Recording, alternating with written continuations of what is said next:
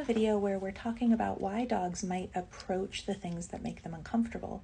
This commenter says, I never know when to allow my dog to interact with other dogs because of this.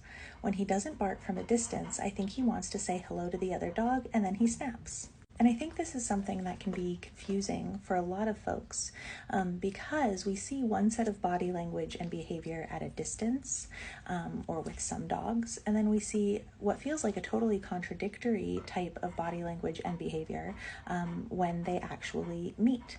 And this can be a really good example of how body language and behavior change as we move up the stress scale. We're going to see one set of body language and behavior in the green zone, a different set in yellow, a different set in orange, and a different set in red. And then separate from that, we need to be able to identify the emotion the dog is experiencing. And sometimes the behavior that we see feels like it indicates one type of emotion, like curiosity, positive emotions, when really the dog is feeling nervous or frustrated or anxious.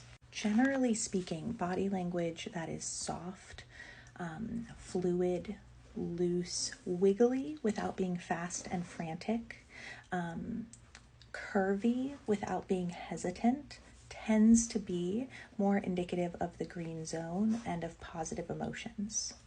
In more of a yellow zone, I might be seeing more displacement behaviors. I might start to see delayed processing in response to known cues. I might start to see more hesitance. I might, in some dogs, notice that they're starting to pull on the leash more. I might start to notice a shift in their appetite. And that's indicative of going higher on the stress scale. Their body language in that state can tell me something more about the emotion. If I'm starting to see things like avoidance, in social interactions, when my dog is approaching another dog, signs of positive emotions and of being in a thinking brain, because we want both things, might include sniffing the ground while watching from their peripheral vision, approaching thoughtfully, sniffing thoughtfully as they approaching at an angle or a wide curve. Things I might want to watch for are signs of going in straight, going in with the head up, the body becoming more tense, moving more quickly, more frantically, trouble responding to known cues, shifts in fine motor skills, shifts in the digestive system. These would all be signs that I want to slow down or stop my approach.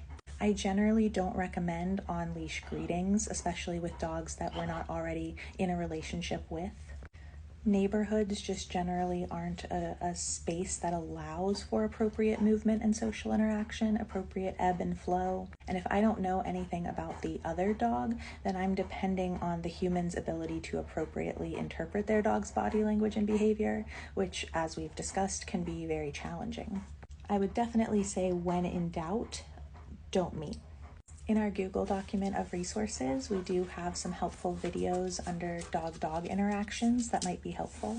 And 5x5 Canine has a lot of really good videos breaking down body language in general and dog-dog interactions.